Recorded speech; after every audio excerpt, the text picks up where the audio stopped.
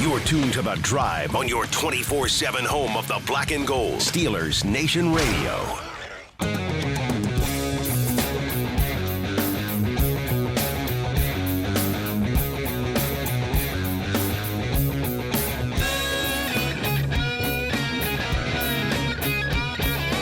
Good afternoon, Steeler Nation. It's The Drive on the Steelers Audio Network. Wes Uhler, Matt Williamson with you here for 2 hours on this Monday as we start a new week and get ready for the Steelers and the NFL's final week of preseason games. We are back in the studio, Matt. Yeah, I love it. Back on YouTube, which means you and I dressed in our best here and got all dressed up for it. You know, couldn't just show up looking like bums in gym shorts and hoodies anymore. But we are back on YouTube. We're back in the studio, back to our regular season programming. We got our guy. We've got our guy, of course, intrepid video producer. Don't take the hat off, okay? Just leave it on over there. They can't see you. Mr. Tyler V, of course. We weren't the same without him. Mr. TV, we were not the same without him. I got a confession for both of you right off the jump here, okay? We've got a million different Steelers and NFL things to talk about, but I've got a confession for both of you. I had a Big Mac for lunch today on my way to the studio. Did you? All right, that's just it. I just had to get it out there. I had to tell somebody. I haven't told my wife yet. You two are my safe space, so just wanted to let you know I started off the new season with a Big Mac. I think we had a Big Mac conversation up at camp. Like a week or two ago, yeah. I get like one a year, and then 2 hours later, I'm like, why'd I get that Big Mac? I'm not feeling so great. Yeah, I was and starting to get do it a year later, and we do the same thing with Long Johns every year. Starting to get the itis a little bit, but the coffee's helping, and seeing your guys But they look and smell faces. so good. So good. I got one of those notification things in an email that was like, spend $3 and get a free Big Mac. And I was like, well, I guess I have to do that. You know, Wesley works hard, but the devil works harder. And the Golden Arches got me today. Guys, we have got plenty to There's a lot going on, though. A lot with the Steelers. A game coming up here soon. A lot around the league. Yes, game on Thursday, which again means we will not have shows Wednesday, Thursday, but we will obviously be here tomorrow and on Friday. We've had a game since we got together, too. We sure have. Right. Game on Friday night. Not a pretty one. Not a pretty one in a lot of different regards that we will certainly dissect here as we roll along, Matt. But I wanted to start news of the day with you here on this Monday after a few days off air. And I want to start with good news for the Pittsburgh Steelers. Yeah, I was thrilled to hear this when you told me and I walked in. Jalen Ramsey and show favorite Mad Max Uhler practiced for the Pittsburgh Steelers today. Mad Max said he was a full go in a padded practice. Oh, baby. Great having those two back. It is funny, Matt. I mean, I feel like we haven't talked about Jalen Ramsey really for months. I know. Other than when we're mentioning roster projections and things like that. So I don't want him to completely fly under the radar here, obviously, but it's great to have Max back after a couple weeks off. Yeah, I'm going to get to Max in a minute. And I urge everyone, I'm not trying to candy coat that really brutal game the other night, but remember, Pittman, Metcalf, Rodgers, Ramsey, Hayward, Watt. I mean, like, they're nice additions. They're not the only team they're not the only team that's resting those guys. Don't get me wrong. I've had this tinfoil hat theory about Ramsey, which I don't know if it's true or not, but it leans towards it is that there was no reason to expose his role in front of many people on a hillside in Latrobe. You know, I kind of felt like he's an older dude. He doesn't need any reps. He's a really physical guy. We don't need him blasting our receivers in this new, setup. But more than anything, I don't want to divulge his role. And now that he's back, I think he's going to be ready to roll. I think they have big plans for him as a blitzer, as a nickel, as an in-the-box player. And I think he fits that role best in his career right now. And could be one of the better ones in the league. But the Uhler stuff, to me, is the news of the day. I mean, we've been waiting, patient. And you knew that this staff is never going to push, this time of year, anyone that's questionable. I mean, they're always going to side towards caution. And I'm cool with that. I mean, again, knock on wood, this team's really healthy for late August. Yes. I mean, and that's probably not a coincidence. Now, someone get hurt in practice tomorrow or in the game, and injuries are coming. But the later you can start that injury ball rolling, the better. I mean, obviously. Now, anyone that listens know we're big on Max. You know, I think he has... The small glimpse we got of him was impressive. I loved him before I saw him, then seeing him live, I'm even more infatuated with him. I think his ceiling is incredibly high. But, I mean, as it stands, I guess yesterday, their tackle situation was really scary to me. I mean, I think Troy will be fine on the left. I know the first game wasn't his best. So be it. I had very little concerns about him. Still got plenty of faith there, yeah. Broderick's been horrible. He has really struggled, man. Yeah, and Cook's really come back to earth and just looks like a limited specimen. You know what I mean? Like what the original scouting reports were. And the fact that Uhler is at least now in the conversation, I think is super encouraging. And maybe, again, I'm just making stuff up as I go, if they were feeling better about the two tackles, would he be at practice today? I mean, if they fared better in that game. I get what you're saying. Like you know what I Dylan mean? Cook Like, looked like a butt kicker, and right. If it's Roger like, oh, Jones we're fine. looked Just, like he was, you know, at least putting his hand in the pile. Right. If they were fighting it out and you're happy with either one to win it, now they're fighting it out and you don't want either one to win it because of the way they're playing. So I'm not saying they rushed them back and going against everything I said about how the staff handles injuries, but you kind of need them right now. And I would be very apt to, and I know this sounds crazy, and everyone will be like, but he's new to the sport. That part doesn't worry me. The fact that he's just a rookie like anybody else worries me, and knowing his assignments, and if this blitz comes and I don't pick it up and Rodgers gets smacked, I mean, obviously that's a problem. Sure. But I would lean towards playing him week one almost no matter what. And just sink or swim. Because you're way more talented than everybody else, and you might be really good. I'm starting to get to that point, too. Yeah. We do always, you and I, you know, we have a lot of running jokes in the history of this show, history of this show that we've been doing together for like 13 or 14 months now. One of them, of course, being Big Macs. And another being, oh, it can't be any worse. No, it can always be worse. It can always be worse, right? That's one of the dumbest things that sports media, sports fans, anyone in that orbit says. Things can always get worse. Have a short memory if you don't think it can get worse. But I'm thinking that there's some it can't get much worse from what we've seen out of that tackle position. Right. For Maxi Uhler, but at least you know the ceiling is so much room for growth. Yeah. At least you... I don't think you'll ruin him out there by having some rough moments. I mean, if you know his personality, and you can help him. You can. Yeah. You've got some tight ends that you put can Darnell help right chip. next to Exactly him all day long. Right. And also, if he's to start out, if he's your fifth best offensive lineman out of the five, if he's the one guy that maybe still needs a little time to get ready, you've got four other guys to help bring him along. And if he's your fifth, I don't think that will sink you. And, yeah, by Halloween, he could be... your fourth and maybe your third, or you're looking at him like, wow, he's going to be a guy. Yeah. Because I don't want to say I know, but I strongly suspect that if you put Cook or Jones out there in week one, it's going to be a problem. It's not going to go well. It's going to be a problem. I don't think so. I think I even have a little more hope for Dylan Cook at this point. I do, too. Jones is playing really poorly. Broderick is playing very poorly, and he just looks like a guy who is still trying to catch up. I think that's probably the best way I would put it. Some of it's not his fault, I'm sure. I'm not there behind the scenes. I mean, he's considered a hard worker and blah, blah, blah. And he obviously has natural talent. He's a first-round pick. But he lost so much weight. That's his body. He just doesn't look the same physically. No, I mean, he doesn't move people. He looks thinner. I mean, I just think, and it's probably not an accident, he's led the offense in snaps both of the first 2 weeks to get him back into shape. Yes. But it hasn't gone well. I mean, you can't put him out. Preseason's a different story. You can do little experiments and get guys right.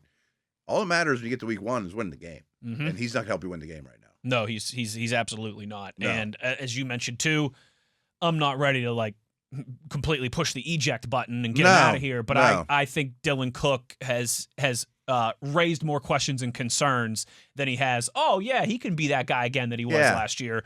And so, I came into this whole process thinking, well, he'll be a pretty solid placeholder off of how he finished last year. And I know he's never going to be Anthony Munoz or Walter Jones, but if he ends up starting a few games, he'll be fine. Dan Moore level for a little while, or even a little below, okay, until there's a guy waiting in the wings that you invested heavily in. I've lost some of that confidence in Cook, too. Where have you gone, Maxi Uhler? A nation turns its lonely eyes to you. So that's awesome that not only did he dress, but he full participant in a padded practice. That's what he told the media. Awesome. Yeah, and that's awesome. And Matt, if he does that again tomorrow, you got to play him. I would imagine we're going to see him on Thursday. Yeah, and then go from there. But I would think he could quickly become the leader in the clubhouse for week one. He has been in meeting rooms. I'd probably project that at this point. Yeah. I mean, you and I saw him where practice. You wanted to be. You and I saw him practice, like 4 or 5 times, I think it was, and we were already like, ooh, this is gonna, that guy, I think this is going to happen pretty quickly. Yeah. And I still think I would go a little over 50-50 that he's your week 1 starting tackle? Maybe 60-40 or so, yeah. If he would have been healthy these last 2 weeks, it might even be a foregone conclusion at this point. I mean, if he starts Thursday night up in Buffalo, I think that would be a big tell. Yeah, or if he just even plays well with the 2s. That's what I wanted to ask you that. Unless Cook has a really good game too. Let's say, and I'm totally, this is where we joke, like, play the reckless speculation warning, okay? I'm just speculating here. But as you mentioned, I think we all know that it is a onus of Mike McCarthy to get his teams healthy to September. Yeah. So let's say it was something small with Max. They gave him a little extra time just to be safe, because that's what they're going to do this time of year. And he's a rookie. We don't need to take any risks here. This guy has a ton of football left in front of him. Because they're super high on him, and as you like to say, if the Steelers would have played the Ravens last week, Max would have probably been available to go. Yeah, and I don't think he'd be the only one that we haven't seen that would. Exactly. Jalen Ramsey would have probably been good to go. Pittman, Metcalf. Yes, right. If exactly. it's the AFC Championship game in Baltimore, I think you'd have more guys available. So assuming that it is basically green light at this point for Max, what would you do with him on Thursday? You start him with the ones and let him play some of the 2s? I'd play him with the 1s. Is he playing 2 series? Is he playing 2 quarters? It's a great question. I haven't given that thought. So I am kind of biding time, but I also think in that instance, which makes my answer easier because I can cop out a little bit, you can kind of play it by ear. Let's see how the first series goes. Dude, that's funny because that would have been my answer was... I don't know if I need a set plan. He has to play 40 snaps or, right. My answer was if he plays 8 snaps, 10 snaps, and looks real solid, real comfortable, get him out of there. Get him out of there, right. Or... Okay, that's if enough. His head's spinning a little bit, or maybe you just want him from a conditioning standpoint, some of the Broderick stuff that you just referenced, where like we need this guy to sweat it out and get some football shape stuff going on. I would understand that too. I think that's when you really trust your positional coach. What's he like down to down? What's he like when he comes off the field? Think we should put him out there for another series? Is he sucking down air? Yeah, is he like bouncing around and ready to go? Does all you want to do is get back out there, which could be good or bad, but I'm sure he'll have that enthusiasm to get back on the field. Is he killing people out there? And I'm like, well, let's just shut him down. Right. You're right. On the first series, does he plant somebody? Yeah. Picks up a stunt block and bang, we're ready to go. And so like the Bengals second round pick, Howell, the edge rusher from A&M, they basically shut him down because he's destroying everybody in camp. Nobody can block him. He was great in the first preseason game. So that's good. Healthy. Nobody else needs to see him. Just we're going to throw you out there in 3rd and 8 week 1. It's great news on this Monday to get us started in this new week. Like that's I said, the news I wanted to hear. Yeah, and I don't want to make it seem like we're brushing. I just knew Ramsey was coming. I think everyone thought that was just a matter of time. And like I said at the start of the segment, it is kind of weird from a radio show host standpoint that it feels like we've barely talked about Jalen Ramsey. And he's returned, and we're still barely talking about Jalen Ramsey. But I think this Max Uhler news is the one we've all been looking for, we've all been waiting for, and I think there's kind of a direct parallel. Listen, everyone wants Jalen Ramsey in that secondary and knows what he brings. Oh, of course, yeah. But I think whatever ends up happening with the secondary, there's ways to deploy those guys and not sink yourself and still get 4 or 5 quality NFL players on the field at that position group. Agreed. Whereas now it's starting to feel like offensive line. Yeah. It where have like you right gone, tackle. Maxie Honachor? Yeah. Woo. I did not want to go into week 1 saying, boy, I hope Cook looks better than he has, or heaven forbid at this point, I have to put Broderick out there because he's an injury away from one thing. Or, man, I'm going to need a month to get Max ready. I hope we don't hear that kind of stuff. I mean, I just want him out there. I just want him out there. Yeah. And I don't even think, Matt, that it's sometimes we say that and we're like, sink or swim. I don't think that's the case with Max. No, I don't either. I don't think you're going to. There'll be some moments. I don't think you're going to sink or swim him. Yeah, he's going to be a rookie. Absolutely. They'll test him and they'll bring overload blitzes to his side and things like that. And that's when you bring Darnell in. That's when you help him out a little bit. But and his line mates have to help him. Rodgers and Frazier and Anderson and those guys saying, "Hey, look out for this stunt or whatever." Okay. But there is so much to like there. Yeah. And a lot of time and opportunity for growth here still ahead, despite the last couple of weeks that you missed. Matt, we got to talk about that preseason game plenty more. We got to talk about some other, I think, notable news and moving and shaking around the league and in the division. We have got plenty to get to on this Monday. Just getting started. Wes Uhler, Matt Williamson. It's The Drive, Steelers Nation Radio on the Steelers Audio Network.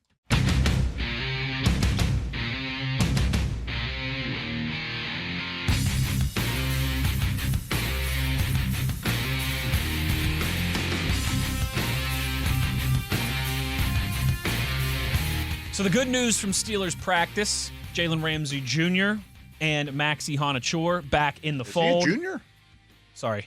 Yeah, I'm getting ready to talk about Joey Porter. See, that was bad. Okay. See what I did there? I see. Okay. I was say, did I not know that? No, it was a little slip. I was trying to set this up to intro Joey Porter Jr. I see. So let me try this again. Hold on. Let's bring the music back for just a second. Okay. So we all knew Jalen Ramsey, Maxi Honachor. Some exciting news there. Those guys back in practice. But Matt, Who else could we talk about, Wes? Whose line is it anyways? But notably, a big-name defensive back still absent. Matt, Joey Porter Jr. Yes, Jalen Ramsey and Maxi Honachor are back at practice. But we are all still kind of waiting and waiting and waiting. And, Matt, I said... Well, he's on the PUP list right now. You know what I mean? I said in the first segment how it's weird. It feels like we've barely talked about Jalen Ramsey. Right. Other than a couple times at camp, mentioning him as an obvious no-brainer in 53-man roster conversations and what's the cornerback room going to look like conversations. But I feel like we haven't really had much conversation around Joey Porter Jr. either. No. He's been on the PUP list, so it's not like we've seen him doing some of the hold-in stuff that we saw in the past from guys like TJ is a little different. and Alex. And yeah. It's a little different because at least with those guys, He's there was not on the roster right now, the regular roster. There was some FaceTime with those guys in camp. Yeah. You'd see them in the stretching lines, and they'd maybe do a little team individual, stuff, and then they'd sit out in some of the more team period drills and more physical drills and things like that. But with Joey Porter Jr., I mean, it's been kind of all quiet. On the football front, he hasn't been around. He hasn't spoken on the football front. Yeah. He's not obligated to speak or anything. He's on the PUP list, and right. And on the media front, too, it's not like there's been a bunch of conversation about him. He also didn't do anything at minicamp or OTAs. Good point. Right, which many have reported the Steelers didn't love that part, by the way. Which I understand. Yeah, it's a new staff. Like, hey, we're new coaching staff, and run around with you a little bit. We would like to see you out there. I do understand their frustration in that. Yeah. I also get that's the way she goes. And yeah, it's business. Maybe this is because I did a show with Arthur Moats for 8 years. And before that, I produced a show with Ike Reese, who was a linebacker for the Philadelphia Eagles for 3 years. I mean, the player perspective is often lost in this situation. Exactly right. Everyone just wants to see their favorite players on the field. Exactly our listeners do, Exactly right. Yeah, and it's that old, I've told you this Moats adage before. When you tell them it's not personal, it's just business, they'll tell you, but come on, it's a game, it's football. Yeah. But when they tell you it's a game and you tell them it's business, it's not personal, they'll be like, or sorry. Other way around, I just totally butchered that. But when you tell them it's a business, they'll tell you it's just a game. Jalen Ramsey Jr. When you tell them it's a game, they'll tell you it's a business. Right. So I understand a lot of times it's kind of set up and framed and just easy to look at the player and go, you're getting offered millions of dollars to play a game, dude. Get out there and do it. You're under contract. New coaching staff, dude. You got to be out there and all that stuff. It's a business for everybody. Everyone's got contracts, everyone's got futures, all that stuff. And he's making, I think, less than $3 million a year this year. I think maybe it's a little over $3 million. It's right in that neighborhood. Which again sounds great to all of us, but compared to a lot of his contemporaries, is not moving the needle. Not close to the going rate, and he's looking at it like I'm a free agent after the year, and they might be looking at it like, well, but we could franchise you after the year, and he's probably like, well, I'm also injured. Maybe I can't play week 1, or maybe you have to put me on a list, or I don't know. I'm hoping that we're not going to get to that point. I know. It's very possible we could, without a doubt. Yeah. I mean, the fact that he's injured is a little peculiar. I will put my hand up and I will say that this doesn't feel like 2018 Lev Bell all over again. No, that was a really weird. No one sits out the whole year and doesn't sign a franchise tag. But it is also starting to raise some questions. Yeah, it's getting on the nitty-gritty. There's some smoke, there's some fire, and we're running out of time. Yeah, and a lot of these contract negotiations, you just look at it and be like, no one's going to sit out on a check. But his checks aren't that big. I don't know what his financial situation is, but I know his dad made good money in the league. He didn't grow up in poverty, I'm sure. And he's made second-round money to this point. He's not he hasn't made 10, 20, 30 million over his career. Right, that stuff's coming for him. But he could probably weather a game check or two to prove a point. Hope not. But I mean, again, this is business talks. What cards do both sides have to play? In the end, they may just not value each other the same. That's a possibility. It's always a possibility. I think I'm $30 million. We think you're $20 million. Well, we're not going to even. Neither one of us think we're 25. We're not signing. I'm just throwing stuff out there. Sure, Right. sure. I don't know. And that's all we can kind of do at this point. Yeah. Is because it has been very quiet on the Joey Porter Jr. front, but Mike McCarthy did speak today, No. Matt, and was asked about Joey, and here's what the head coach had to say. And I learned this in my early years as a head coach. You have to separate the business into football. Sometimes it's easier than others.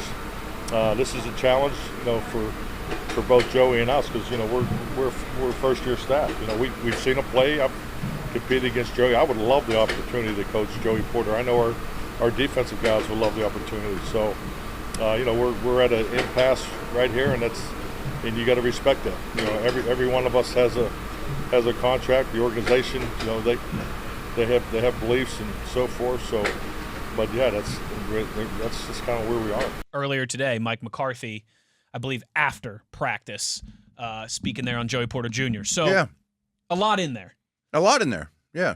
And I do think they are super excited about getting their hands on him and incorporating him. I can imagine if you're Patrick Graham, you're like, this might be one of the best 2 or 3 guys that I have to work with. Yeah. I want to get him out there. Been watching tape since I've been hired. I got all kinds of ideas for him. Right. But they're at an impasse, Matt. And I also found it interesting how Mike McCarthy said, he outlined how we know that this is a business, but he also made sure to mention how he knows the organization has their own beliefs and their own process too. Right. It's not Mike McCarthy's not writing the check. And I don't think Mike McCarthy's sitting in the negotiation room saying, no, you that's want not his 30, role. we want to give you 23, and we're not going any higher than this. Mm-hmm. But maybe there is some of that stuff too that's just out of his control. There definitely is some of that stuff. It's not his job. That's out of his control. His job's to coach the team. And I'm sure him and his defensive staff, who, as Coach McCarthy mentioned, have not yet had a year with Porter. It would be different if it was Tomlin and the defensive staff. Like, we drafted Porter. We brought him all along. I know exactly what he's like on game day. I know how he preps. This staff can't attribute to those things yet. But I know they've had conversations with Omar, Mr. Rooney, et cetera, all the people that are doing the negotiations saying, we're super high on him, or maybe we're not. Or whatever. These are our thoughts and how we plan to use him. And we think he's this level of player. They're definitely asking the coach's input, but they're not doing the negotiations. He's coaching with the guys he has correct in front of him right now. I don't love hearing that word. I never know if it's impasse or impasse. It's French. I've never heard it impasse, but I'll believe you. Okay, well, I'm going to go with what Mike McCarthy said then. Impasse? That's what I've always called That's it. like, is it? Or maybe that's just what us Yinzers say. Is it hyperbole or is it hyperbole? People announce that. I'm hyperbole too. Schadenfreude or Schadenfreude? Impasse, which is French for dead end. Which is a little harsh. Now, again, I always some think of that of can it get as lost like in translation. But if you it's look like a up, pause button. if you look up impasse, it's a stuck spot. It's a time or place where no more progress can happen. Okay. Disagreement, no way out, dead end. Often used when two sides do not agree on something and neither side will change their mind. That's at this point, Matt. That's a rough definition. And this is, again, play the reckless speculation warning. This is just Wes Uhler, the radio jabroni who has to fill 2 hours of content with his buddy Matt every single day. Mm-hmm. It's not, we're going back and forth, we're getting close, progress. It's kind of seems like the opposite. And maybe the sense of what you... I'm here, you're there, and we're not I'm the same. here, you're there. No one wants to move off what they think is the right thing to do, and we're just kind of stuck at maybe a stalemate is another word to use. It does sound accurate, though. I mean, just a little you hear, or talking to beat reporters, or just being around a camp. No one's like, I saw the agent today, and I think they're close, or any of that kind of stuff, or that sort of, In fact, our buddy Chris Halleck last week kind of reported similar. There hadn't been a ton of progress made. Yeah, exactly. So Dale often brought up, and he's right, and he's not the only one to ever come up with this idea, that deadlines push things, though. And we're not at a deadline yet. There's the Steelers are going to have a hard day. The 11th hour is a real thing. I would imagine, if history shows, the Steelers will negotiate basically up until midnight the night before kickoff against the Falcons. September 12th? Yeah. And if he wasn't in camp, he'd still play against the Falcons if he signed a contract the day before. So it's we still have a lot of time. I mean, what'd you say? So we got like 20 days? I was going to say basically 20 days. Yeah, okay. Well, it's 20 days till the game, so I guess that would be 19 days until they're going to cut off clock. talks. Because the Steelers will not talk with them during the season. No. They only do that with quarterbacks and if they're Ben, So everyone can play hardball for now. And maybe a week they make another call. Yeah, getting any closer. No. Yeah, and then at the end, it's like, I don't want to sit down and I don't want to be without you. We'll both fold a little bit. I mean, that's just how it goes. And listen. Standoff. You are absolutely right. And maybe we should have led with that at the beginning of this conversation, because that's the business world, the real world, sports, anything. I felt like if you're ever going to make an exception, this is the one. Because of the new coaching staff, because of all the moving parts, because you hadn't even gotten Jalen Ramsey out there to this point. And this is another one of those, when you tell them it's a business, they'll tell you it's just a game. Yeah. When you tell them it's a game, they'll tell you it's a business. We all know how much the Steelers value those family bloodlines and those ties and the history and the lineage. Maybe probably went into drafting him. Maybe more so than any organization in the NFL. Like, we saw what happened with the Watt brothers. We saw what happened with the Hayward brothers. Even people like Devin Bush, when he was drafted, mentioning how his dad played in the NFL, how much the Steelers love those family ties. Bruner. Right. I mean, there's tons of examples, right? And I understand it's very easy to say when it's not my money. I'm not the one who's got millions of dollars shifting and moving on the line. Right. But with all that, the history of how they value the legacies and the bloodlines and the NFL ties, what I would think is... And by the way, his tape is good. Very good. Yeah. And he's 24. And these are the guys you invest in. I just, man, with where you're at as an organization right now, really writing a new chapter for the first time in 20 years, I would just think that this would be the time to not wait until the 11th hour to get that guy out there and get him involved with his coaches and hands-on and all that. I understand it's a 17-game season. Yeah. And so if he's not completely up to snuff, against Atlanta at home and then in New England in September, it is not the end of the world, but it's also only a 17-game season. Yeah. I don't want to throw any of them away. I don't want to have a compromised or a not fully fit and ready to go Joey Porter Jr. for 1 or 2 games. Just... No, I hear you. I understand. I am not the business person. I am not the owner. I'm not the GM. I'm not the agent, all that stuff. And I understand that there is a whole ecosystem and ebb and flow of how this all works. I just figured this would be one of the ones that would be like, let's get this done. Let's move forward. Let's go win some ball games. Yeah, you bring up some good points there, too, because I often look at corner as one of the easiest positions to just plug in. Running back as well. Trade for Dion in week 10. Right. Go cover him. Cover that Right. guy. We got 3 calls. You got to know these things. Maybe we play cover 3 on this one, blah, blah, blah. Hey, you're running off left tackle here. All right. Here's the ball. Here's the ball, or someone's going to tell you where to go or whatever. But this is a complex defense that he has not been a part of. And even if they do get a contract done 2 days before kickoff against the Falcons and Elliott screams over, alert, alert, alert, we're switching this coverage. And play clock's down to 2, and the ball gets snapped, and he's going, does that mean I jump the route or do I play over the top? And there goes Drake London. And it's 7-0 before you know it. Or the next week, there goes A.J. Brown. Yeah, right. Like, I can't have a mental error just because almost, to some fault of your own, but, you have to be on top of your assignments because it's going to result in a touchdown, if not more. Right. And I will not, Matt. I'm not going to be. Or if he's not in great enough shape, or he's out there huffing and puffing in the. I'm not going to be naive snap. enough to say that September football is as important as January football, but it's also the NFL. Right. They're going to make you pay if you have a weakness. It's not baseball where you got 162 games and everyone's going to win this many and everyone's going to lose this many, and it's what you do in the other 60 games. It's not hockey or basketball where you've got 82 games and everyone's going to have some bad games and you're going to throw them away and burn the tape and move on. This is the only sport where every game truly matters. Oh, man. And if you're 10-7 at the end of the year and, a Drake London or an A.J. Brown crazy performance in week 1 or 2 cost you that game, and now you're a wild card instead of hosting a game at home in the playoffs. Or you're 9-8, and now you're sitting at home because of tiebreakers instead of playing in the playoffs in Buffalo or Baltimore or Kansas City. And Porter's playing awesome the last 6 games, shutting everybody down and feeling. And it'd be like, man, imagine if he could have done that week 1 or week 2 against Drake London and A.J. Brown. Maybe that Falcons game's ugly and they're battling it out, and boy, we should be beating these guys, but everybody's rusty and taught out, and maybe people aren't as comfortable, blah, blah, blah. And then the game's down the line, and they're on the 8-yard line and hit London on a slant, and Porter and Ramsey both look at each other with their palms in the air like, I thought you had them. I thought, well, And then again, that's the difference between hosting a playoff game or going to the playoffs. Or I just, But I bet nothing happens super soon. I don't think so either. Yeah, I think a deadline is going to be really important here. I've asked you this a few times over the history of the show. Maybe we'll do this with some of the Steelers when we get into preseason conversation when we return here in a minute. Calm, concerned, worried, panicked, right? Worried. I'm worried. Yeah. Not panicked. Not worried. panicked. There's still a lot of time. There is. Part of me just worries, and this is fair for both, that they just don't see the player the same way. You know what I mean? Impasse, right. Like, we think he's a top 5 guy, and the Steelers are sitting there going, I think he's a top 15 guy. I'll pay you like a top 10 guy, but I won't pay you like a top 5 guy. Right.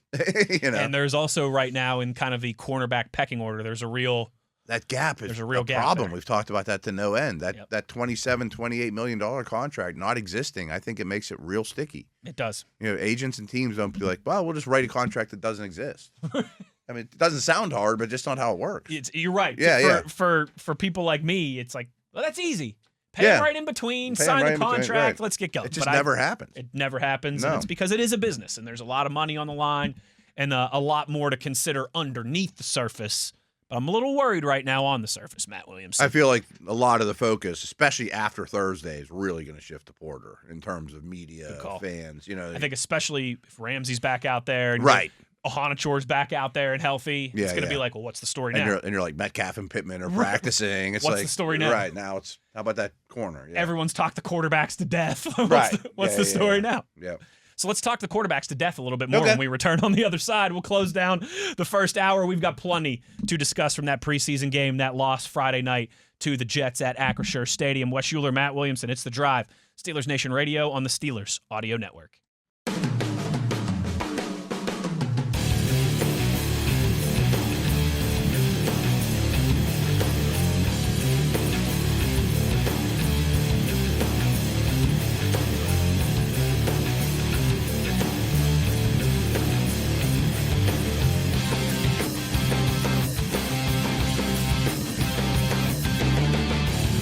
So the Steelers played their second preseason game Friday night, second at home as well, falling to the Jets 17-0.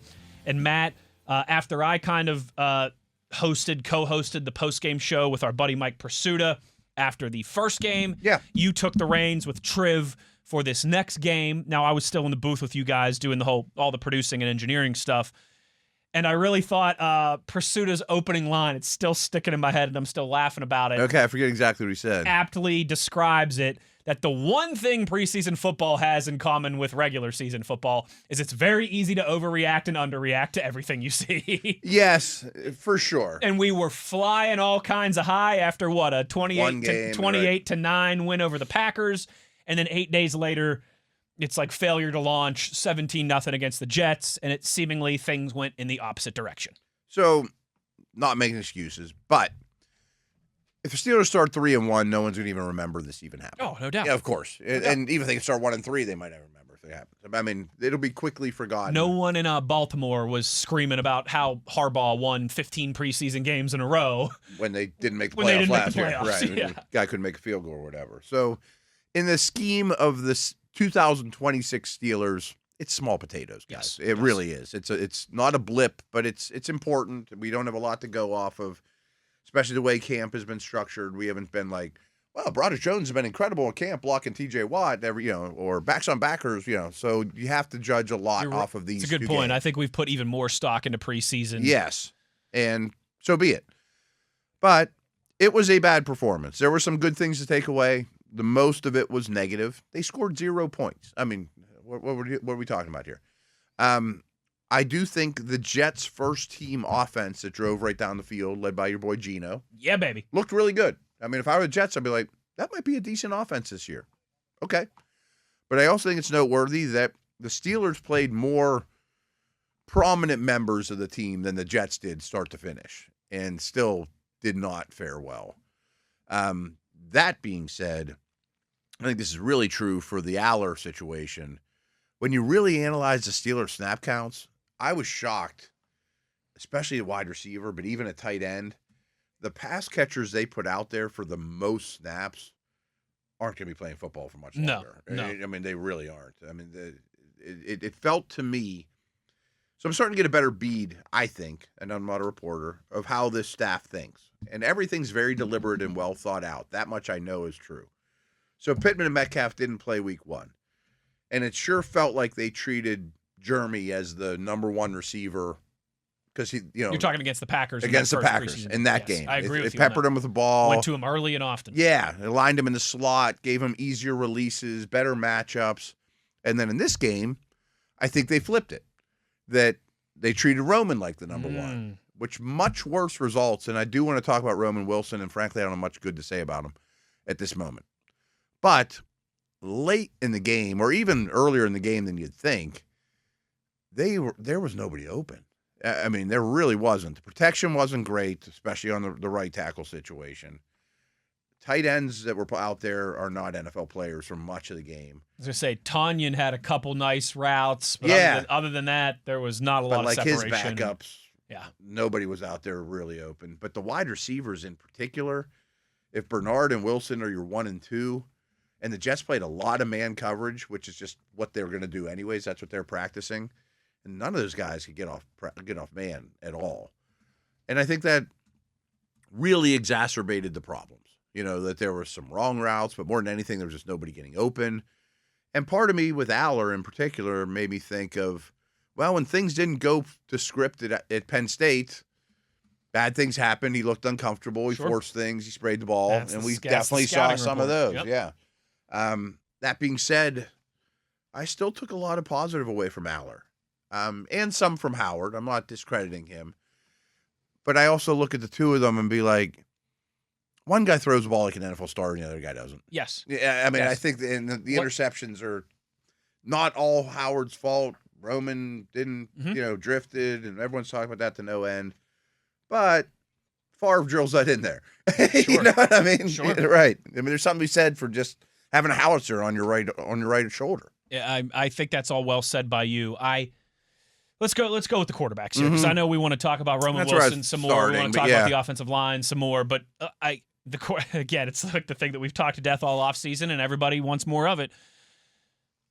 For me, I think I can at least at this point say, okay, Drew Uhler has prototypical NFL arm strength. Yeah. That's a trait that you can see being effective on Sundays. Yeah. That's a trait that if you can bring some of the other stuff around him up a level, there could be something there to work with. Yeah, yeah. I'm still kind of waiting to see that moment from Will Howard, where it's like... I don't know that we will. And I'll say this for Will. I think in a lot of areas he can't be late. He has to be...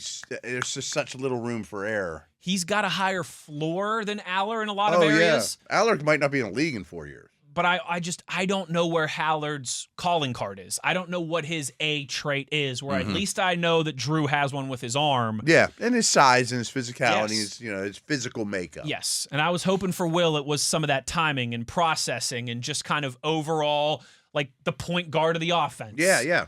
And there's something said for that. And there is. And he still might get to that point. One game doesn't mean he's incapable of doing that. But that certainly wasn't the case on Friday night. No, it wasn't. And I urge everyone, this is true for all young players, but it always gets magnified by quarterbacks. Progress isn't linear. Just because you have one good game doesn't mean next one's better and next one's better and next one's better. It's just not how the league works at all. And we mentioned this after the Packer game. Those Packer defensive backs, they were trotting out there, weren't really NFL players, and they're blowing coverages, and they made things a little easier for you. If you're just looking at results, maybe the results in week 1 weren't quite as good as you thought because guys wide open over the middle, you should deliver the ball there to him, But Uhler did spray some. I mean, there's 3 or 4 that he's got him at least make the receiver have a chance to make a play on. Didn't. Yeah. But I also counted at least 4 and maybe as many as 6 drops in the second half by non-NFL wide receivers that Uhler's stat line looks a heck of a lot better with 5 more completions. Sure. And you're moving the ball better. And people think I'm reaching on this, but I was guilty of this as well. Fighting a little bit of a cold. I was sitting there in the press box, and the last drive, I'm like, just get this over so I can go to the post-game show. Yep. I'm tired. This game hopefully not be here till 2 a.m. Yeah, this game's miserable. They haven't scored. This has not been an easy watch by any standard for a Steeler perspective. So not many people were even watching. But I thought the last drive, I bet McCarthy told Uhler, go sling it. Don't even hold, because Sure. he was taking shots and making tight window throws and playing with no reservation. And I love seeing it. And it's against lawyers and ditch diggers, et cetera. But I keep using the example with Uhler, for good or bad, all those weekend golfers, if you hit 5 or 6 nice drives or 3 or 4 nice drives, it happens to be on hole 18, it's like, there's something here. Mm-hmm. I don't see a lot of nice drives from Howard. I don't see as many mistakes. I mean, he doesn't spray him in the woods as much. Yes. So you got to balance all that. But it wasn't pretty. I mean, from the offense overall, defense did some good things. One thing I do want to harp on, or at least mention, I thought putting real running backs in the game, and that's not to discredit the other guys, but Warren and Dowdle are hard to tackle. So they had fewer penalties as a team. Mm-hmm. They did run the ball better. Each of those guys got 5 carries. Yeah, and move the chains and look like they do during regular seasons. You know, like when you put them out there, I feel a little better about the running game. You know, the pass game overall was a disaster. There's a lot of reasons for it. It was, I don't want to say a tale of 2 different games, because that would make it seem like the run game was very good on Friday night. But the previous Thursday, preseason game 1 against the Packers, it felt like the passing attack was really firing. Yeah. And the run game was really stagnant. Yeah. It wasn't holes. People weren't breaking tackles. And again, it's not like that completely flipped, because the run game was not flying, but I thought the run game was noticeably better while the passing attack took a step back. And I love you pointing that out. Progress is not linear in this league. No. Especially this time of year. Yeah. And so that does not mean that week 1 was a fluke and week 2 of the preseason here was the real thing. Or vice versa. Or if they go out in Buffalo and Will Howard and Drew Hauer light it up again, that doesn't mean that this game was a fluke and 1 and 3 are the real performance. The chance of all 3 of those games going exactly the same is slim and none. Slim to none. But I did like seeing a little bit of life out of the run game. I mean, 26 total carries in there for those guys. And there is some more that I want to discuss there. I want to dig into some of the Roman Wilson and wide receiver room stuff with you. I want to talk a little bit about what we saw from Caleb Johnson and seeing more of a sample size from him. It was at least something. Hey, yeah, there was absolutely 10 carries for 39 yards for Caleb Johnson after having just 2 carries, I think, in that first game against the Packers. But I don't want to shortchange any of that, Matt. We are up against it for a break here. So let's continue with some preseason conversation when we return on the other side. We'll also hit your tweets before we get out of here. You know where to get at us if you want to get involved. Wes Uhler, Matt Williamson. We're halfway home on this Monday on The Drive. Steelers Nation Radio on the Steelers Audio Network.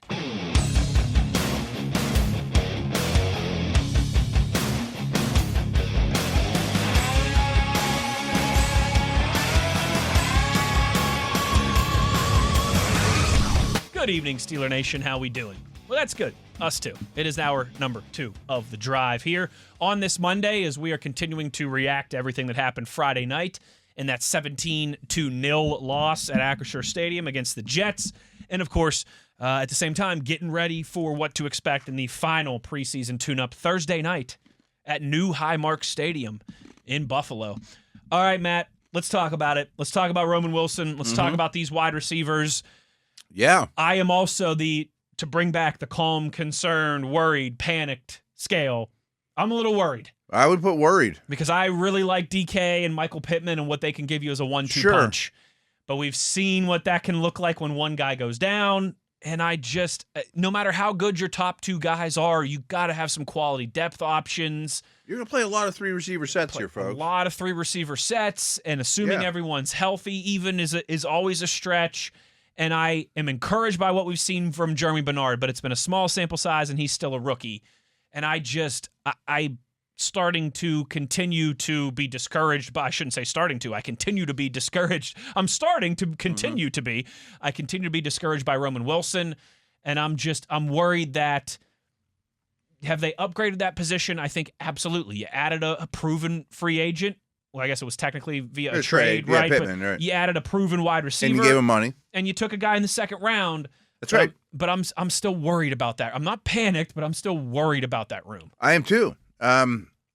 We've seen the last couple years when you're putting subpar receivers on the field that weren't named Metcalf and Pickens, it's hard to move the ball, and teams love playing against those guys. So I think you got to look at it through this light, and I'll definitely will focus on Roman in a minute. But I think it's safe to say that 6 guys are going to make the team. Metcalf, Pittman, Bernard.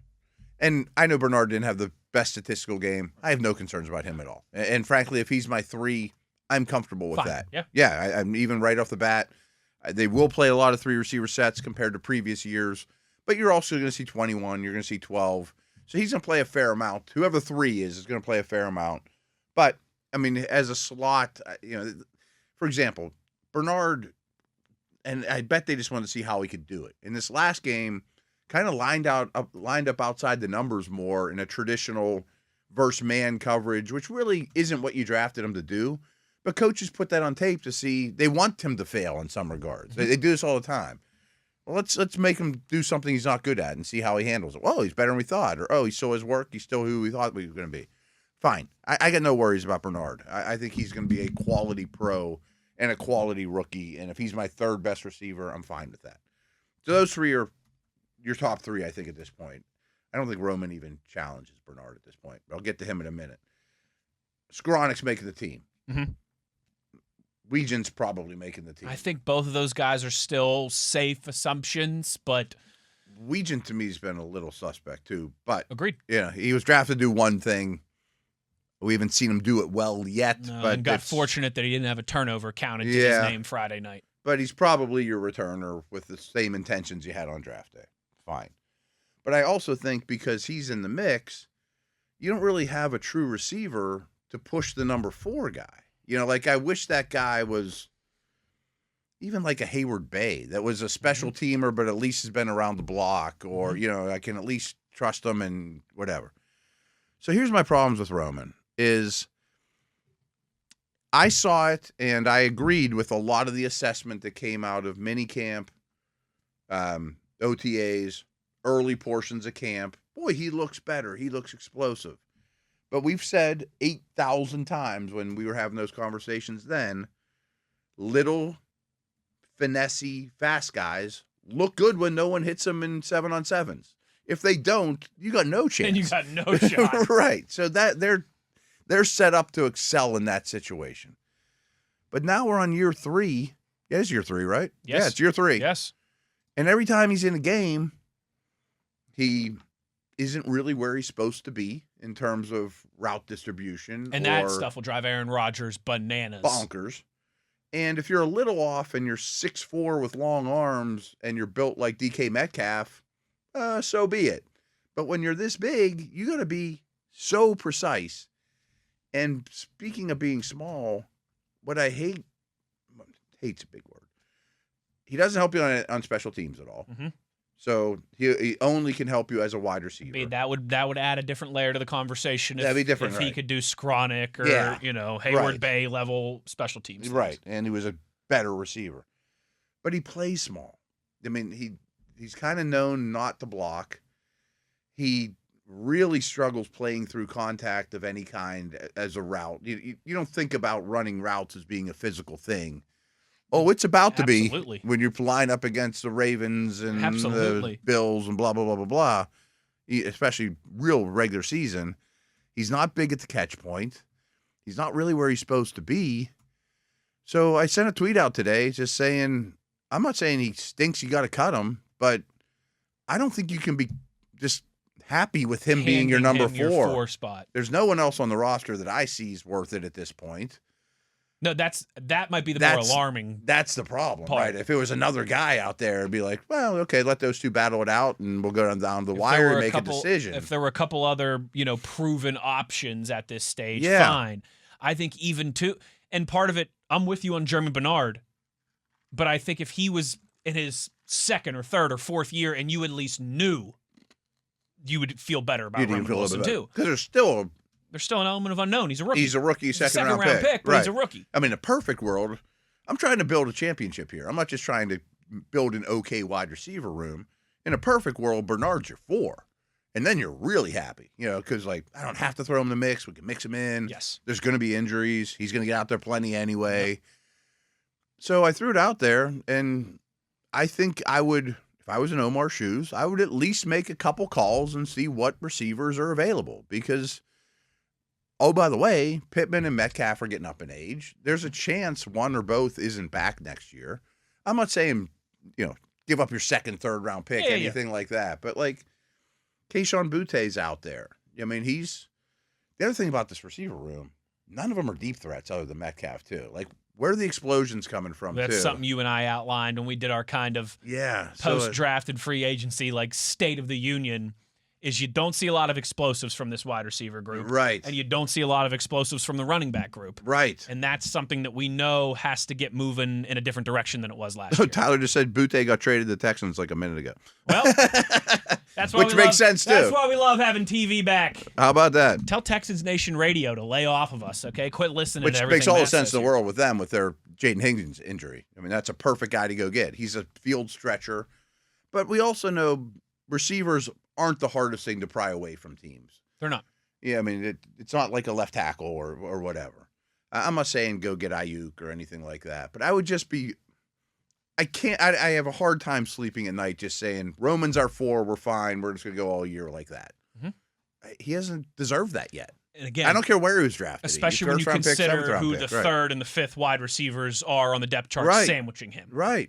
And I know Rodgers has praised him, but you're 100% right. He does that stuff in the regular season. He'll never get thrown the ball, and he's going to get his butt chewed out all the time. He'll be shunned by Aaron Rodgers if he's not in the right place blocking, during the regular season.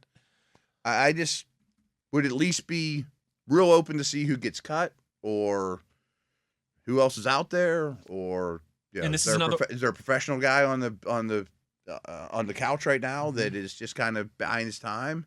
I just can't just give him a roster spot right now, just by default. I don't want suspect players on my team that I don't trust. And again, everything's easier in hindsight. Yeah.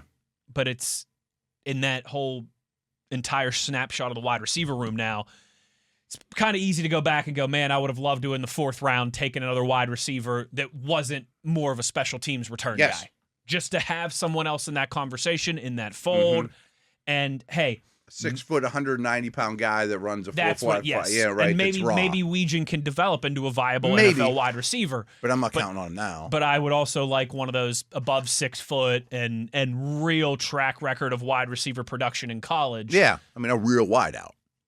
And that's just that. It would be one thing if we had a lot of concern about Roman, but we said, hey, your wide receiver 3 is proven in this league and in his prime and great. Yeah. Your wide receiver 5 is a guy who, when called upon, has been able to give you something. Mm-hmm. There's just do you think Roman's even active on game day if they played this second? I mean, I feel like he would almost have to be, though. I know. Because you have to dress 4 that can really run routes. And I guess you could say, hey, yeah, and break glass in case of emergency. You could throw Skowronek in there for a game. Yeah, he's done that. He scored a touchdown last year in the opener against the Jets. That's not nothing. But it's. But if one of the 6 has to not be active on game day, it has to be Wilson. Oh, I mean, yes. If it gets down to a numbers game for short other places. Cool. Yeah, and then what good's he doing? Post. I'm not saying go get Valdez-Scantling or one of those dudes, but I mean. Juju Smith-Schuster's out there now. I've heard that sudden. Too, and he's only 25. I think he's like 29 now, isn't he? He's still younger than you think. I know that, but right. It's because he was 20 when he was drafted. But I want a downfield guy, and that definitely is not Juju. And to be fair, there's probably not a lot of those guys available right now. No, but when it comes to cup time or, Mm-hmm. It's just that wide receiver group, there was points in this offseason that I thought, all right, we're going to go from this being let's be honest, a weakness like it was for the team last year, to this could be a position of strength. Yeah. And hey, if DK and Pittman play 16 or 17 games and they do their thing, maybe it still is a much better unit than it was last year. I fully expect it to be a much better unit than last year. I mean, if it isn't, that's a big problem. Because last year it was probably bottom 5 in the league. Yeah, and then when DK was out, it was... And I think DK's job's a lot easier now than it was last year, too. I expect more out of him. Yeah, but there's not... I mean, you look at a lot of these guys that caught passes, Keeney James and Bell and Hurleman and Cornell Powell and Levi Wentz and Joaquin Davis. The team, right. Yes. They're not making the team, right. And so it's... I'd like to bring in a name. I would like to bring in a name. I would like to add to that group. In fact, that might be the area that I would, if I could pick one position group to add somebody to right now. I'm leaning that way. I'm leaning there. Yeah. I'm leaning there. Fight for that. Don't assure Wilson the 4th spot. Not to mention, I mean, what if Pittman, gets an ankle in week 1 or whatever, like these things are going to happen. Then all of a sudden it's a real weakness. You've said this before, like bad things are going to happen. You almost have to operate as if, what do we do when bad things do happen? Yeah, not, I hope they don't. It's like they're going to happen. And I think it's not a video game where you can just turn injuries off and make it through the season with all your guys. And I think Omar's really prepared in this roster to handle them. I think it's a very deep roster, and there's obvious backups, and I think they're set up well. But that spot could crumble real quick, and I just don't want to count on Wilson to make the team or have to get me a crucial first down in week 4, and be in the right spot or break a tackle or, Some of that goodwill that I think was back that just naturally occurs throughout an offseason and a new regime and all that. And some of the stuff that we saw him do, like you said, in 7-on-7 and what he's kind of built to do. Oh, you see him move well, and he has traits. But I think a lot of that optimism and goodwill have already kind of have dried up here just 2 preseason games. You just can't hitch your wagon to him just because he was a 3rd-round pick or whatever. No. That doesn't matter at this point. Let's do some final preseason observations, a few more names. We got to talk a little bit more about the offensive line. We got to talk a little bit about this run game. We'll do that when we return, and then we'll close things down, of course, with your tweets, questions, comments, concerns, reactions. You know where to get at us if you want to get involved. Uhler and Williamson, it's The Drive, Steelers Nation Radio on the Steelers Audio Network.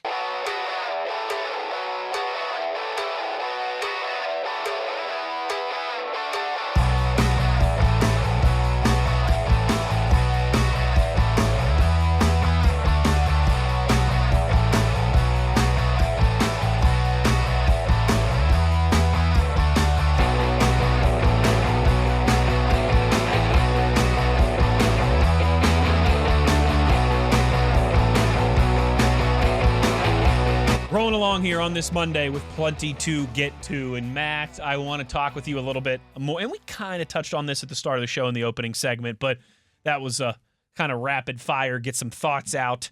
Offensive line and run game for the Steelers. Mm-hmm. Now, the caveat of Max being back is important.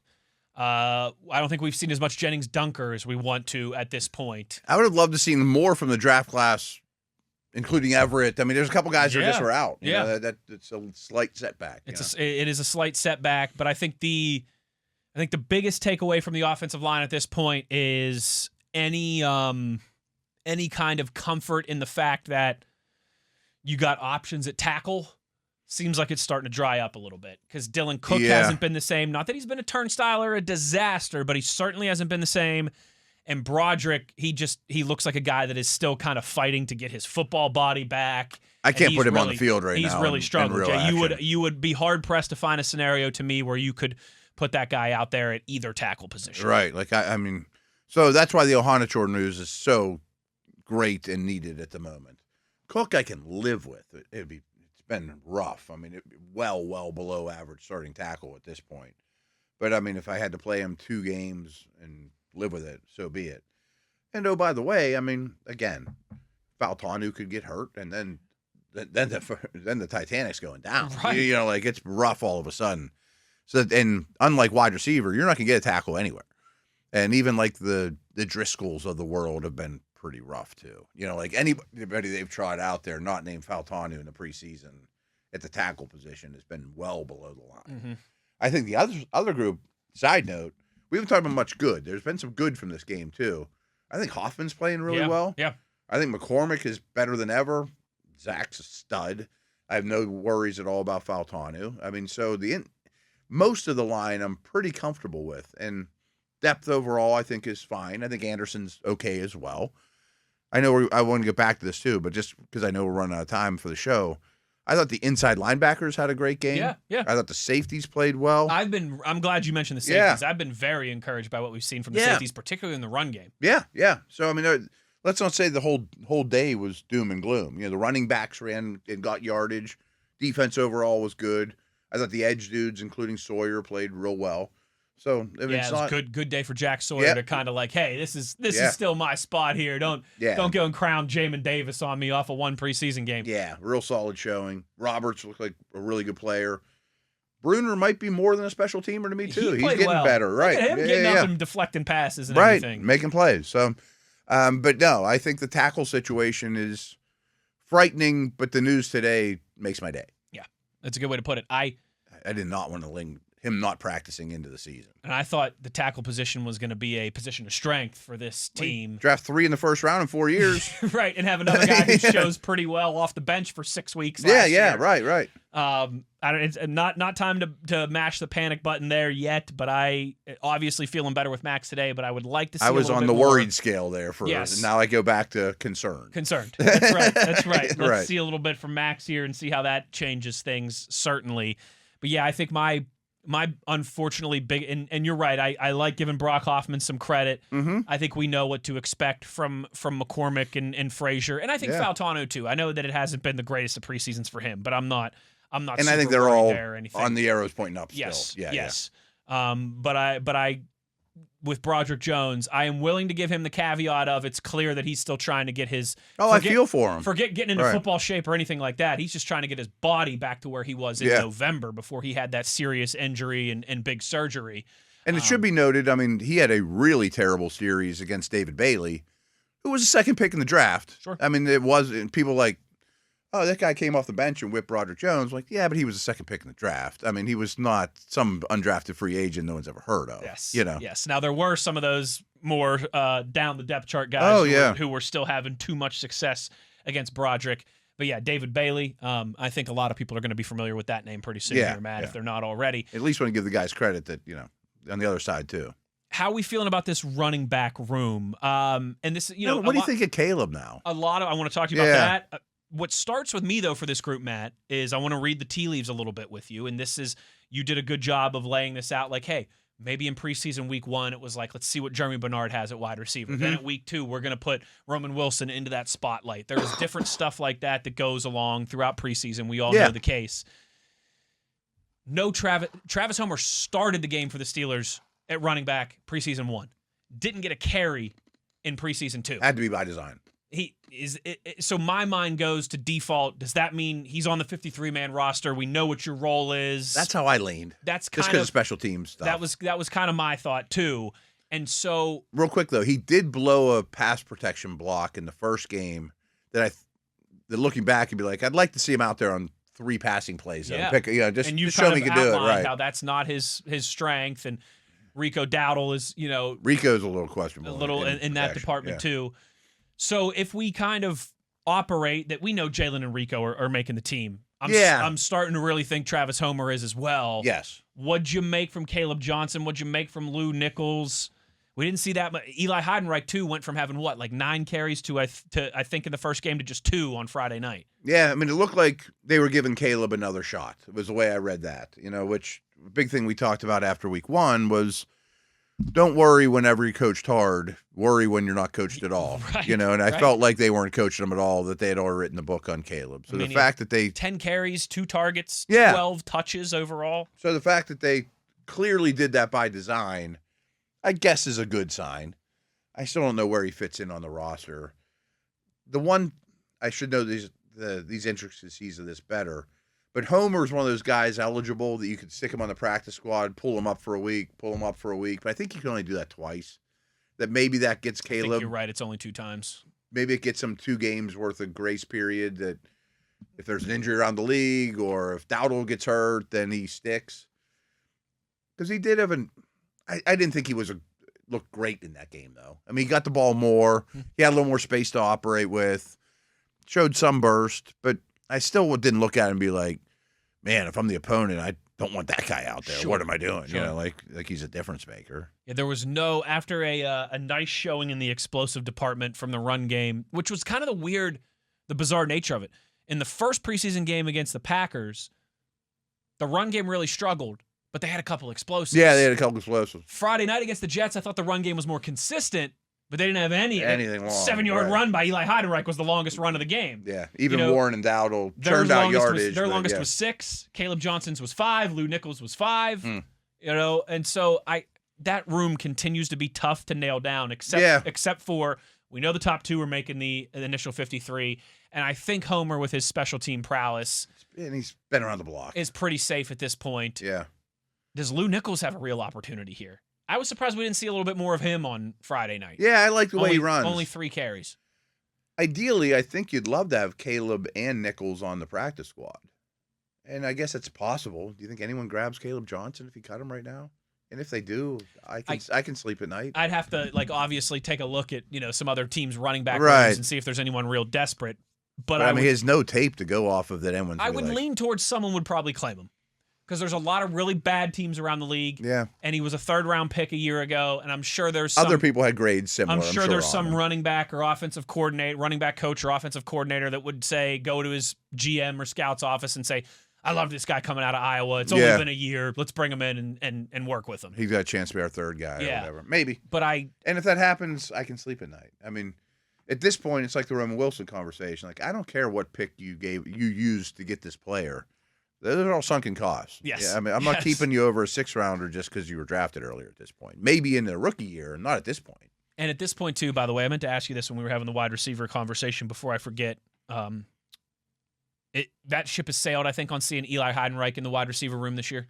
Sure seems that way. Because I don't think we have, unless I'm missing not that I'm aware of from training camp. I mean, he's run a route here and there, but I don't think he's reported to a wide receiver room. Yes. Yeah. And he is listed still on the depth chart, or at least he was on Friday night, as a running back and wide receiver. Is he? But I'm starting to think that ship has sailed, and certainly in terms of him contributing anything in there in 2026. Maybe not for the rest of his career. Right. But if he was going to be destined for the practice squad. If he was going to be a viable potential, could you get anything from this guy at wide receiver? I think we would have had to try, and we'd have had to see that already. Had to let him step into the batter's box and take a couple cuts. I mean, awesome. It would cure a lot of these problems if by chance Eli just blew your doors off. We stole this guy. Sure. Goodness, he really can be a Julian Edelman. A Roman Wilson conversation becomes a lot different. This conversation becomes a lot different. But you got to remember where he came from. I mean, it's a very non-traditional Navy offense that didn't play the Seminoles and Sooners every week. And he's frankly just not like a traditional downhill eye back, it's a lot more misdirection. Mm-hmm. He's going to have to learn, and he's got some physical ability, but he's not Adrian Peterson or Derrick Henry either, you're not waiting around because he's so talented. He's the ideal get him in camp next year guy. We always have those type of guys. Max Hurleman was one of those guys last year. And they have some similarities. They do. And he is one of those I'd love to see him on if you tell me right now Eli Heidenreich is on the practice squad and he's back in Latrobe, I'm not going fish. I'm taking that. Yep. And maybe even hoping that we see him at the wide receiver position at some point, but I'm betting that's what happens, though. I bet he spends the entire year on the practice squad, gets to training camp, and see where you're at. Maybe there is a position change in the meantime. Because I would imagine he'll do all kinds of scouts team stuff. Oh, sure. During the week of practice. Sure. Maybe one of them's you're going to play the Edelman role this week, or whatever. That's the opponent. Other than that, Matt, I think that about covers it from everything that we had to download from the 17-0 loss to the Jets on Friday Glad night. we mentioned some of the defensive good stuff, though. Yeah, it was nice to see Landon Roberts back. Yeah, thought Jack Sawyer played well. Roberts looks like a nice pickup. He really does. Yeah. He really does. Could you pick up a Roberts equivalent at wide receiver to push Wilson? I mean, that's the kind of guy I'm looking for. Is somebody that's been in the league 6-7 years that is still out there type of guy, I wonder who's I know there's some anybody names, still available at this point. I don't know. Like Debo got picked up, Diggs got picked up, Keenan Allen got picked up all recently. Yes. I mean, those guys are probably bigger than I'm looking for, or bigger names than I need. But I would be interested in signing or acquiring. Hey, Tyreek Hill's still out there, isn't he? What could go wrong there? What could go wrong there? Yeah. Brandon Cook's still out there. DeAndre Hopkins still out there. Sterling Shepard. Shepard, I think, got signed yesterday. Did he? Okay. Somewhere. Tyler Lockett. Yeah, I don't even know if Lockett wants to play anymore. Not a lot of names that are blowing the doors off. I mean, Brandon Cooks is just old as could be, but he's. Oh, some of those guys were. He would be He'd be interchangeable with Wilson. Obviously, just use him the exact same way as Wilson. Yes, obviously DeAndre Hopkins, but who knows what he has left in the tank? He runs like me now too. Yeah, I don't want anybody who runs like Matt Williamson. I'll tell you that. But there will be that position always has people available either for a 7th round pick or get cut or available to trade deadline or Really liked what we saw from Rayshon Jenkins and Robert Spears Jennings. Yes, as well. Glad you mentioned them too. I think they're both making the team. Steelers cut Makuba today. Okay, the safety. Pursuta brought him up a couple times in the postseason or the postgame show. He made a play in week 1. He's just huge and he looks the part. I thought he was kind of an interesting safety, but to me, I thought that said a lot about Spears-Jennings. I think Jenkins has the team made too. I can't remember if when we did our 53 in Latrobe with 4 quarterbacks, did we have Spears-Jenkins on the team? I think we kept him and did not keep a 7th defensive lineman. The more I watch Spears-Jennings, the more I don't want to. You're keeping 4, because remember we framed that along the keeping 4 quarterbacks. Yeah. How do you put the rest of the roster together? And I think we only kept 60 linemen instead of 7. But now I might turn to keeping 8 offensive linemen instead of 9. Can you cut Broderick? And listen, I know that on the surface it's probably pretty easy to say, yeah, why not? But you also know some of the politics of that, and he's still a first-round pick that's on his rookie deal. And they have a couple of those dudes, like Broderick, Caleb, Roman. It's like, is it a sunken cost, or do you still think you might be able to get some pennies on that dollar? I mean, I only have so much time for my coaches to get these guys right, and it's been forever, and I just don't want to deal with it anymore. I kind of understand that logic for all those dudes. Not like we're making excuses for them, but it's like, let's get somebody else in here. Mm-hmm. I've tried this for a couple years now. At some point, it's like the definition of insanity. Yeah, right. What do we really expect to be different at this point? I understand giving guys a year, 2 years, but it's like the league moves too fast for that stuff. Yeah, it's the quarterback conversation. Yeah, if we get to training camp next year and Drew Aller still has the rocket arm, but is still struggling with some of the other stuff, it's like, all right, dude, I can't wait. I can give you a year. Yeah, see you develop and let you get your feet wet. When I drafted you, I had a plan to develop you slow, but not that slow. Not 3 or 4 years. No, certainly. right. Just give me somebody else. Door number 2, go fish. Steelers signed defensive back Jalen Gullibu. Okay. I believe is how he pronounces his last name. And running back Alex Teka this afternoon. Okay. And I think they did cut Makuba. They did, yes. He had some kind of injury, that's why he didn't play. They placed him on the reserve IR list. So he's still going to be around. They also released kicker Lath Margin. Wow. Knew that was coming. Which we all didn't have the best showing either. Yes. Gullibu played college football at Texas. Was a Carolina Panthers UDFA this year. Teka played college football at Naval Academy. So I'm sure him and Eli Heidenreich have some experience together. So you bring in another defensive back, you bring in another running back. And then obviously the final official roster move earlier today, cornerback Jalen Ramsey activated off the PUP list officially. Okay. So I thought they cut Makuba. They did. Well, they didn't cut him, but they put him on the reserve injured list. Yeah, okay. All right. So which I guess for him, that distinction probably matters. Yeah, from our standpoint, it's going to be gone regardless. I am, back to real quick, I don't want to move on from Spears-Jennings, and I would fear losing him. I just more than some of those other guys that we mentioned. I think he might be a starter a year from now. He's got a lot of ability. He is big, strong, fast. He flew down on that first punt and got a block in the back call against him. But yeah, I think he's maybe somebody you stole late. I would like it if that was the case. Yeah. You remember Trey Norwood, another defensive back from Oklahoma a couple years ago. The Steelers drafted in the 7th round. I thought they stole one there. The guy I thought, too, was Watts. You loved Watts. Yeah, the same kind of profile. Why is he this late? I'd love to steal one of those 6th or 7th round defensive backs and get a nice career out of him. That would be fantastic. Matt, one more segment to go. You know what that means. Let's close this thing down with some tweets, some questions, comments, concerns, reactions on the other side. As always, you know where to get at us if you want to get involved. It's The Drive, Steelers Nation Radio on the Steelers Audio Network.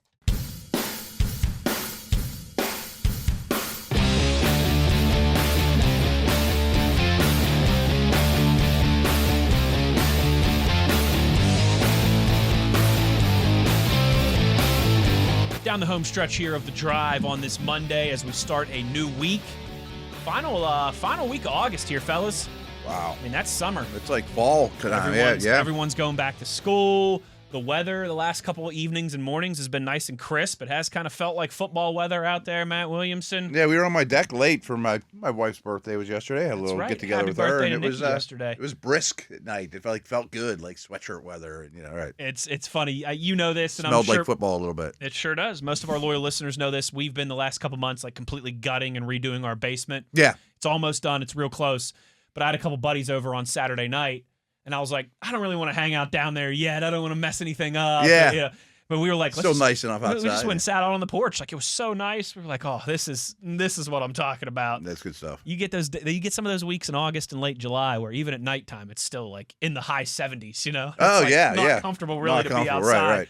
It's been nice these last couple of days, and obviously looking forward to final preseason game on Thursday, and then it'll be a little weird, Matt, because we'll have.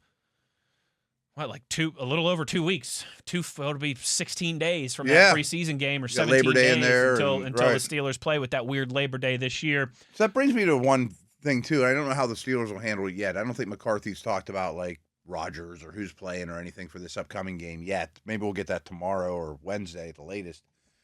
But I thought week 2 would be the one that most teams play their top guys. But now we saw a little bit of it, but not as much as I expected across the league. Most of these teams have 16, 17 days off between their last preseason. It's not the old days where you had, like 8 or 9 days. Right. Now you've got 16, 17. So I'm wondering if week 3 is going to be treated like week 3 when there was 4 preseason games.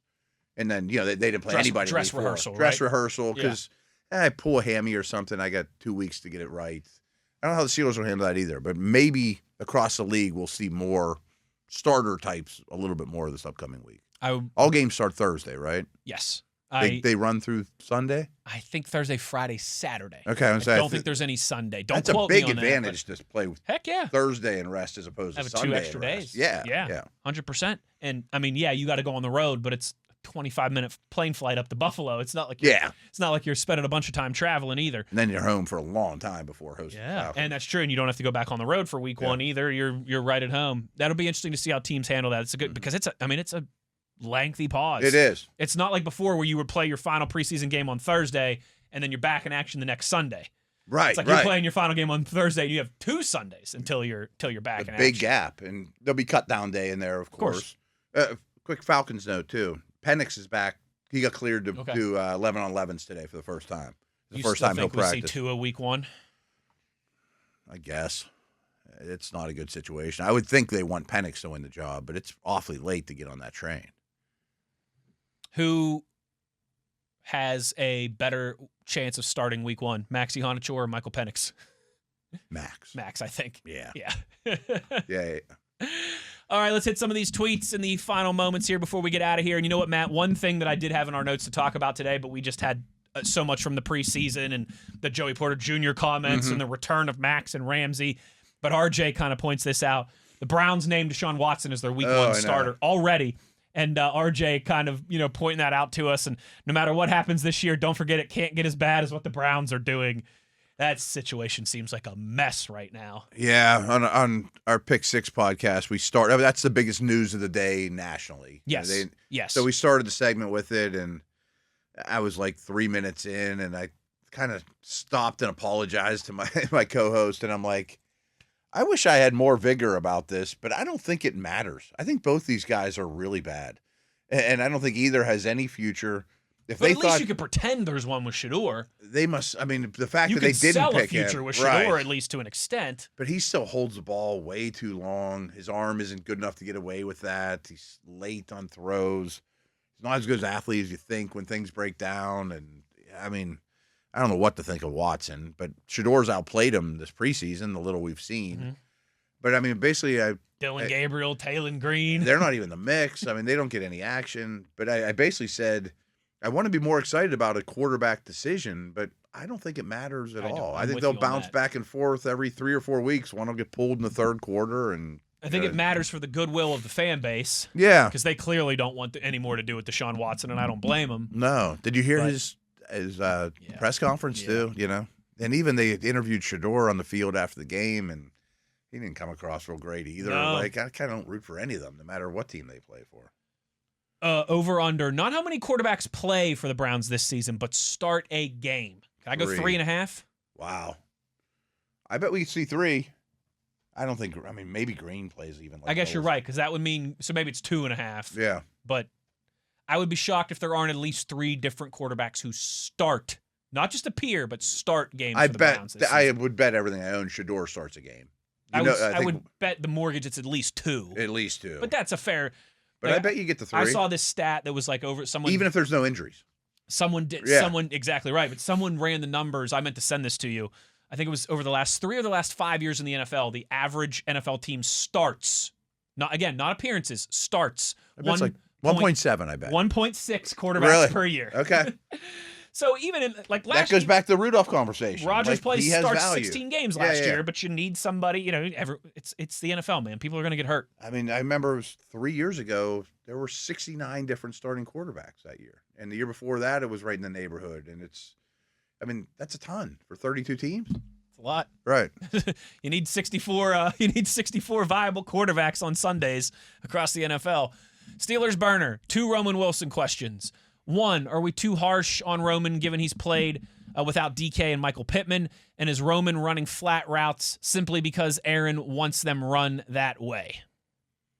Well, I don't think his route recognition or being in the right place is a strength right now. I don't think it's and it really hasn't been. I think he needs to run the routes to get open currently and where he's supposed to be. But the problem is, I mean, like, okay, he hasn't played with Metcalf or Pittman or Rodgers for that matter. And I've gotten a lot of tweets today saying, let's just see what he does with Rodgers and go from there. Okay. I mean, that's who he'd have to play with when it really matters. Sure. That's different than Howard or Aller, of course. My hunch is Rodgers would chew him a new one. But the other side of the coin of if he hasn't played with Pittman or Metcalf is, well, he also didn't play against the opposing's top nickel. He didn't play against the Ramsey on the other team either. You know, I mean, like, I always find that interesting with preseason. It's like, well, he's not playing against anybody or he's not having anyone around him. I just want you to look good on the field. I mean, just make plays. Right, make plays and get open and do what you're supposed to do, and he hasn't. I think in large part, you can drop good football players into any scheme, any offense, any defense. And obviously there will be ones that are tailored for their skill set and ones that aren't. No question. But they're still going to make plays. Especially in a preseason environment against a lot of base cover twos. A lot of stuff. vanilla, like, yes. Just show me who the best kids are, you know? Annie says... It reminds me of like flag football. I just had this conversation with my dad. You know, like they had this combine for my nephew. And we used to do him for flag. And it's like, I don't need much out of him, but I just need to know, well, he's got a chance to be better than the other ones. Let's not stack these teams too strong. You know, we'll mix these guys up. And show up when you're out there on the field when the with lights some are consistency. on, make something happen. Roman hasn't. It's been a lot of opportunities at this point. And there has, I was going to say, it'd be one thing if he was a rookie or maybe even in his second year with a brand new coaching staff. But and I get injuries and all that stuff, but eventually it becomes excuses. You're about an upperclassman by now, man. It's time. It's time to start putting it together. Put up or shut up, right? Annie says, we know that quarterback accuracy can be improved now. That long was not thought to be the case. Mm-hmm. Arm strength to me seems like you either have it or you don't. I love your guys' thoughts on that. Also, with all the different combinations used on the offensive line in preseason, how do they evaluate those guys? Is it mostly just one-on-one matchups or something else? Good questions from Annie. Yeah, she's always I think arm strength is kind of one of those things that by the time you're at this point, you either have it or you don't. You can either throw a 100-mile-an-hour fastball or you can't. Brady's improved over his career because he's such a maniacal technician and gets the most out of his body, but it's small percentages. You know, like Howard's not going to turn into Aller. Yes. You know, Howard's not going to turn into Rodgers in terms of arm strength. I think most of it's just what you're born with. O-line's a tough one. I mean, certainly it's quarterback's the easiest example, but I think the best way to judge preseason players is try to isolate them in a nutshell. You know, like don't look at what the other 10 are doing around you. His responsibility on this job is to pull and kick out this linebacker. Did he do his job or not? Whether the other 4 guys didn't make a block and the play gets blown up, well, how did he do his job? Yes. You know, isolate the single player. And it doesn't help. That's such a continuity position that Guy to my right just came in and out of the game, and the guy to my center's I think different. That's the hardest position to really evaluate in the preseason because on a singular nature, because they are. It's supposed to be wolf, right? Wolf right. uses 5 fingers on a fist, and each finger moves and reacts to the other and knows what the one is doing. And they've had a lot of guys in and out of the lineup. Preseason when you're subbing guys in and out, you're not. I mean, even in this game, they pulled the right side of the line out on the second series and put Hoffman and Broderick in. Let's see, 1 or 2 more here before we get out of here. Jeff says, liked seeing the run game look better with Dowdle and Warren in there, but the pass protection still leaving something to be desired. You mentioned that, Matt. Health aside, what do you guys want to see Thursday to give you some confidence heading into week 1?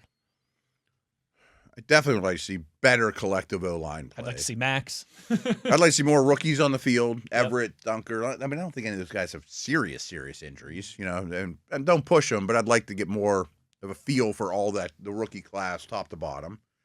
I'd like to see Uhler get the start. I think that's a good call. Yeah. I think that's a real good call. I mean, unless Rodgers wants to play a series, fine, play your series. But I would like to see Uhler get in the game with guys higher on the depth chart and then Howard get the end. Flip him around. I'm with Matt on that, and I guess the only thing I would add in terms of injuries aside, if you're asking specifically what would give me confidence going into week 1, Jeremy Bernard and Roman Wilson making some plays on Thursday night. Yeah, that'd be great. Just that wide receiver room. We've talked about the offensive line and the wide receiver room. I think those are the 2 areas, but I think it's a little more realistic in this preseason setting for the wide receivers to pop as opposed to the offensive linemen. Mm-hmm. When they're probably likely only going to get a couple series, at least in terms of the starters. But wide receiver, you can really see some guys down the depth chart get some spin and make some plays. Yeah. Hey, if Caleb Johnson went out there and busted a 23-yard run, or something like that. I talk about this every year. I mean, Y.A. Black stuffing the run. Yeah, he's been a little up and down too, to say the least. Some of these guys are really going to be desperate in this game. The last preseason game is many of these players' last football game they're ever going to play, and they know it. And it's the last time they can ever make any kind of impact. Can someone that we've kind of liked a little or kind of had a glimpse of just be like, whoa, okay, open my eyes a little further? I don't think there's any room. One of my favorites. I don't think there's any room in the cornerback room, but I think Slaughter's got a chance to be a good player. Can you stash him? He shows up. He started this game. Some of those guys in the secondary. Yeah. Jenkins. And exactly. Spears Jennings, Yeah. Slaughters. I'm intrigued by. Yeah. Those guys can, especially Spears Jennings. I mean, covers a lot of ground. He's big. He's fast. Thumper, man. Yeah, he shows up. Yeah, we'll be excited for Thursday night up in Buffalo. We got a bunch more tweets from Ian, from Jarrett, from Warren, from Troy, but unfortunately we're up against our break, but we will get to those tomorrow. We'll keep them bookmarked, and we'll continue throughout the lead up to the regular season here to make sure we're hitting on your guys' tweets every single day. But that will do it for us today. Thanks to everyone who listened and participated. Thanks to our guy Tyler V, Mr. TV, back in the booth. And again, we are back on YouTube. For those of you that have missed us there over the last couple weeks, we are happy to have our beautiful mugs front and center once again. For Matt Williamson, I'm Wes Uhler. Take care, everybody. We will talk to you tomorrow. As always, you know where to find us. It's on your 24/7 home of the black and gold, Steelers Nation Radio on the Steelers Audio Network.